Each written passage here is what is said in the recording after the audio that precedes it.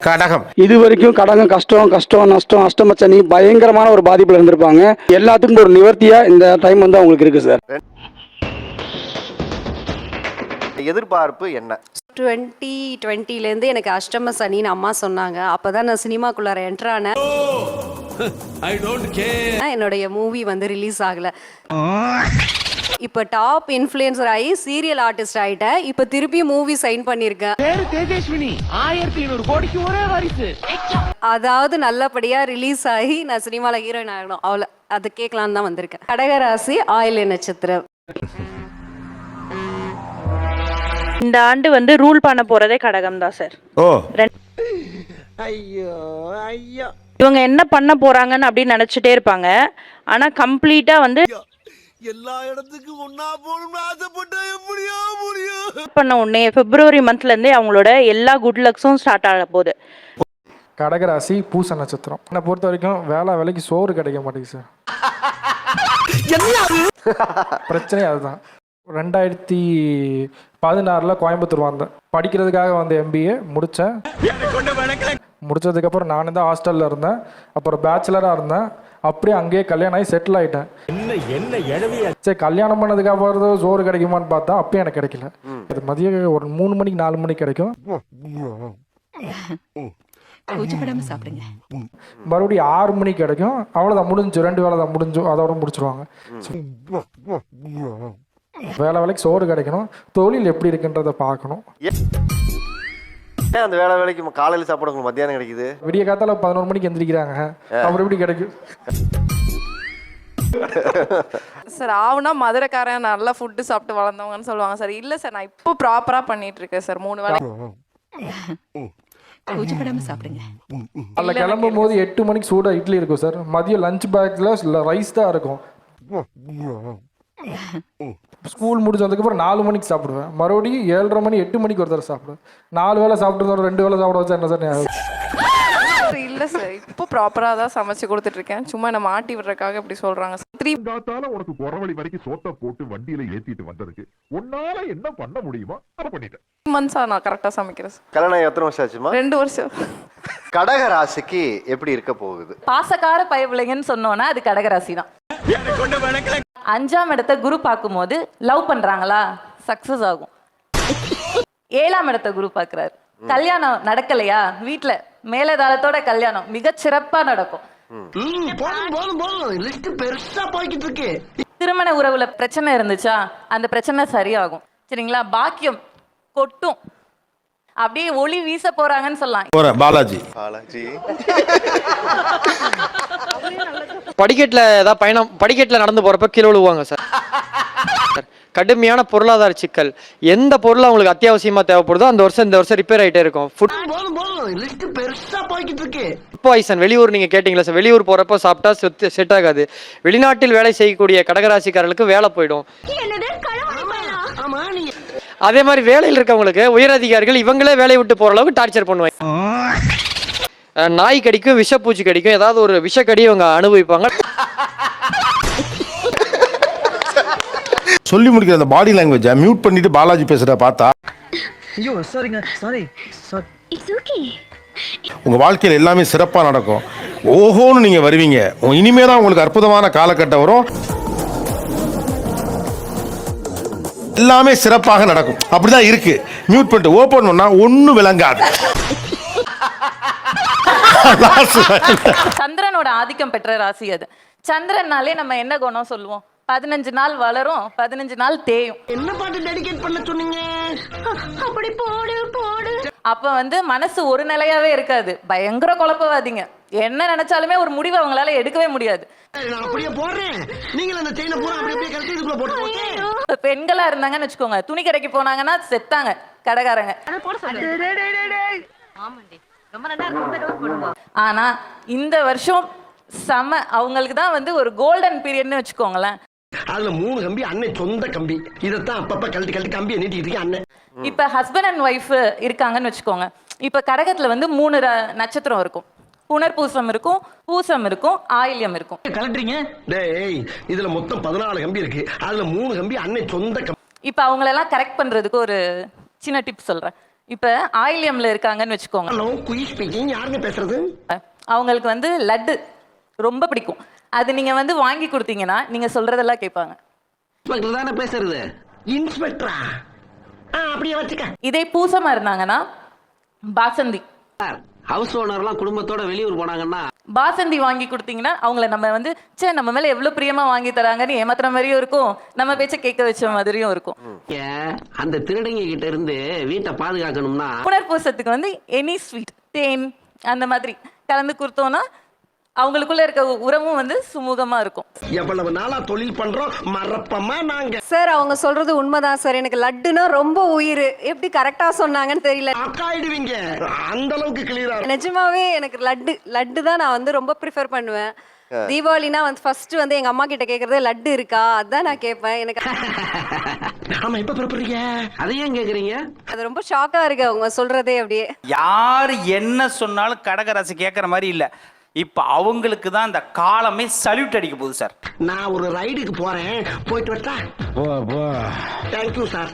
ஏன்னா 5 வருஷம் அவங்க பட்ட கஷ்டம், அவமானம், வருத்தம், தன்னுடைய விஷயங்கள் எதுவுமே நடக்கலை. பங்காளி எந்திரிச்சவன நான் எங்கேன்னு கேட்டாருன்னா ஒரு முக்கியமான விஷயமா போயிருக்காரு, வந்துருவாருன்னு சொல்லு. ஏதோ ஒரு இந்த பாப்பா சொன்னது, அதாவது நான் பேருக்கு ஒரு விஷயத்தில் இருக்கேன் சார், நான் என்னமோ நினைச்சேன் ஆனால் எனக்கு நடக்கலைன்னு.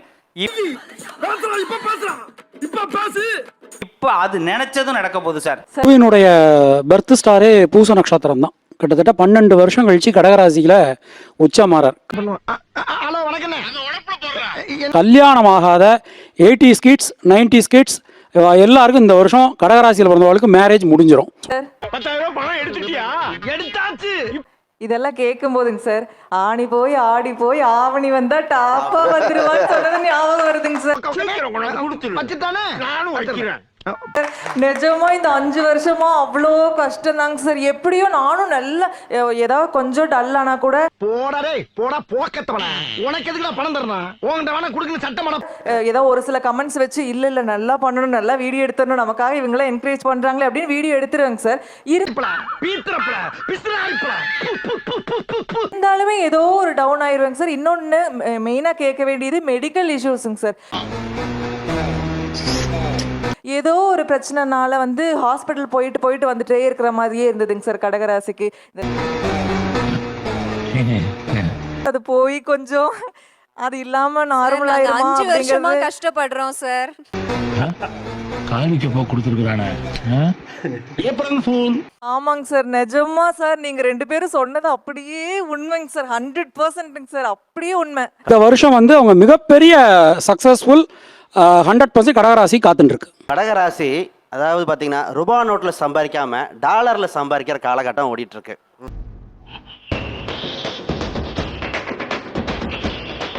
அப்ப அவங்க டாலர் நோக்கி தான் குளுன்னு இருக்குங்க சார்.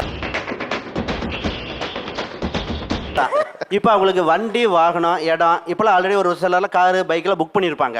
இப்போ அதுதான் நடந்துட்டு இருக்கும். நிறைய இடமாற்றம் பண்ணக்கூடிய ராசியில கடகம் வரும். ஹைலைட்டுக்கு போறது, ஒரு வேற ஊருக்கு போறது,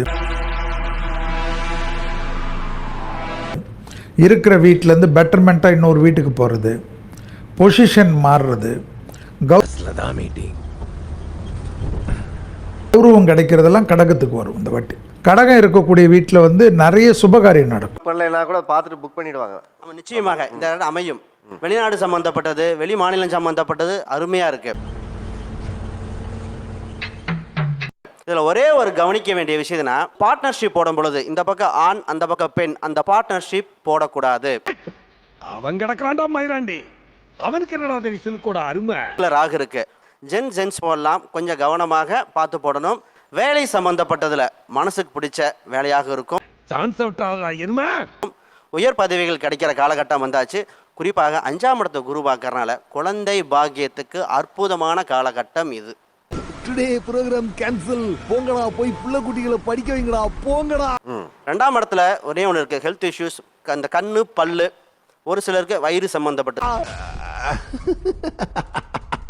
இதை சரியாகும் காலகட்டம் இப்போ கடகராசிக்கு வந்திருக்கு. மருத்துவரை பார்த்தீங்கன்னா நிச்சயமாக கியூர் ஆகிற காலகட்டமாக உண்டு. பாலாஜி சொன்ன தடுக்கி விழுந்த நடந்தாவே விழுற மாதிரி எல்லாம் சொல்லுவாங்க.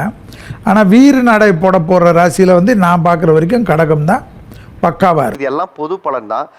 கடகராசிக்காரர்களுக்கு இந்த வருடம் உண்மையிலும் சாதகமான வருடமா என்று கேட்டால் நிச்சயமாக சாதகமான வருடம்தான். பல சிரமங்கள் ஏற்படுமா என்றால் நிச்சயமாக சிரமங்கள் விலகக்கூடிய ஒரு தருணமாக தான் அமைகிறது. ஏனென்றால் சனி முழுமையாக 9ல் அமர்கிறார், பாக்கிய சனி. இந்த வருடம் முழுவதும் நிறைந்து கிடைப்பது அமோகமான நன்மையை அள்ளி கொடுக்கும். ஆனால் வருடத்தின் முற்பகுதியில் குரு விரயத்திலும் பிற்பகுதியில் ஜென்மத்திலும் வலம் வருகிறார். ஜென்ம குரு என்பது பொதுவாக அவ்வளவு சிறப்பான நன்மையை கொடுக்காது என்பதுதான் யதார்த்தமான உண்மையாக பார்க்கப்படுகிறது. ஆனால் உண்மையில் கடகராசிக்காரர்கள், தனுசு ராசிக்காரர்கள் மற்றும் மீன ராசிக்காரர்களுக்கு ராசியின் அதிபதியாகவும் உச்ச அதிபதியாகவும் குரு இருக்கிறாருங்க. எனவேதான் குரு பகவான் கடகத்தில் உச்சம் பெறும் தருணமும் மிக சிறப்பான வாய்ப்பை ஏற்படுத்தி கொடுக்கும். பொதுவாக குரு பகவான் உச்சம் பெறும் போதுதான் ராமர் வனவாசத்திற்கு சென்றார். ராமர் அரச வாழ்க்கையை துறந்து காட்டுக்கு செல்லும் போது குரு பகவான் உச்சத்தில் இருந்தார். ராமருக்கே அவ்வளவு சிரமம் வருகிறது என்றால் சாதாரண மனிதர்களுக்கு மிகவும் சிரமம் வரும் என்று சொல்வார்கள். ஆனால் உண்மை அது கிடையாது. ஏனென்றால் ராமபிரானினுடைய நோக்கம் என்னவென்று பார்த்தால் அவருடைய பிறப்பினுடைய குறிக்கோளே அந்த காட்டிற்கு செல்வதுதான். காட்டிற்கு சென்றால்தான் அவருடைய விதிப்படி பணிகள் நடக்கும். அவர் காட்டிற்கு ஒருவேளை செல்லவில்லை என்றால் இந்த கதையே அப்படியே மாறியிருக்கும். எனவே இலக்கை அடைவதற்கான வாய்ப்பை குரு உச்சம் பெறும்போதுதான் ஏற்படுத்தி கொடுப்பார். அதில் சின்ன சின்ன சிரமங்கள் வரலாம், ஆனால் இறுதியில் நிறைந்த நன்மை கிடைக்கும் என்பதுதான் யதார்த்தமான உண்மை. எனவே கடகராசிக்காரர்களுக்கு மற்ற ராசிக்காரர்களை விட வீரநடையும் வெற்றி நடையும் போடும் சிறப்பான ஆண்டாக தான் உறுதியாகவே அமைய போகிறது. இந்த வருடத்தின் பிற்பகுதியிலிருந்தே அமோகமான நன்மை நிச்சயம் நிறைவாக கிடைக்கும். ஏனென்றால் இறுதியில் தனஸ்தானத்திற்குள் நுழைகிறார் குரு. அதே போன்று ராகு சப்தமத்திற்குள் நுழைகிறார், கேது ஜென்மத்திற்குள் நுழைகிறார். நிழல் கிரகமான ராகு கேதுவும் சிறப்பான வாய்ப்புகளையும் சந்தர்ப்பங்களையும் உருவாக்கி கொடுக்கக்கூடிய அமைப்பிற்கு மாறுவது ரெட்டிப்பு நன்மையையும் வளர்ச்சியையும் பெற்றுத்தரும் அமைப்பாக பார்க்கப்படுகிறது. சனி பகவானும் கடந்த 5 ஆண்டுகளுக்கு மேலாக ஏற்பட்ட சிரமங்கள் அனைத்தையும் முழுமையாக விலக்கி மிக அற்புதமான வாய்ப்பை ஏற்படுத்தி கொடுக்கிறார். கடந்த 5 ஆண்டுகளை விட கடகராசிக்காரர்களுக்கு கடந்த ஆண்டில் ராசியின் அதிபதியான உச்ச அதிபதியான குரு பகவான் விரயத்தில் இருப்பதால் சற்று கூடுதலாக சிரமம் இருந்திருக்கும். அவை இப்போது தவிர்த்து நல்ல முன்னேற்றம் உண்டு. மற்ற கிரகங்கள் சுக்கிரன், சூரியன், புதன், செவ்வாய், ராசியின் அதிபதியான சந்திரன் துரிதமான மாற்றங்களை ஏற்படுத்தி 12 இடங்களிலும் வலம் வந்தாலும் நன்மை தீமை கலந்த ஒரு அமைப்பு உண்டு. பொதுவாக இந்த வருடம் கடகராசிக்காரர்களுக்கு முற்பகுதியை விட பிற்பகுதி அமோகமான நன்மையை அள்ளி கொடுக்க போகிறது. எனவே வருடத்தின் துவக்கத்தில் இருந்தே நல்ல மாறுதல் நிச்சயம் உண்டு. மேலும் சாதகமாக மாற்றிக்கொள்ள உறுதியாக கடகராசிக்காரர்கள் திங்கட்கிழமை விரதம் இருந்து அருகாமையில் உள்ள உங்களுடைய இஷ்ட தெய்வ ஆலயம் சென்று தீபம் ஏற்றி வழிபாடு செய்வதோடு மட்டுமல்லாது மதியம் 1:30 மணிக்குள் யாரேனும் ஒருவருடைய பசியை தீர்க்கக்கூடிய வகையில் உதவி செய்யுங்கள். நிச்சயமாக அமோகமான நன்மையும் அற்புதமான வளர்ச்சியும் உங்களை தேடி வரும் என்பதில் சந்தேகமே இல்லை. கடகராசிக்காரர்களுக்கு